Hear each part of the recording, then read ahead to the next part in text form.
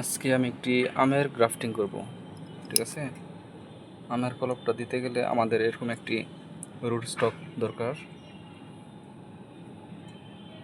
এরকম একটি চারা যে কোনো জায়গায়, মানে রাস্তার পাশে বা বাসায় আমাদের আম খায় যে ফালায় রাখে, ওইখান থেকে এরকম একটা হয় আর কি। ঠিক আছে, এরকম অনেক গাছ পাওয়া যায়। আর এটা এমন একটা গাছে থেকে নিতে হবে, এটা হচ্ছে সায়ন হিসাবে আমি এটাকে সিলেক্ট করেছি। তো এটা এমন একটা গাছে থেকে নিতে হবে যেটার মানে ফল আসে ভালো। যেমন আমি এটা যে নিয়েছি, এটার নাম হচ্ছে আমেরিকান সুন্দরী।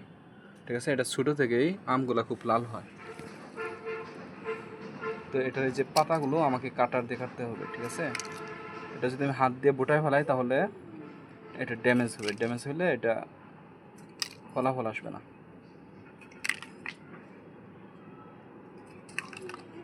আর সায়নটা এমনভাবে সিলেক্ট করতে হবে যেখানে এখানে চোখ আছে। ঠিক আছে, এখান থেকে নতুন ডাল আসার সম্ভাবনা আছে। যেমন এই যে চোখ, এই সায়নের ভিতরে 3টা চোখ আছে আর কি।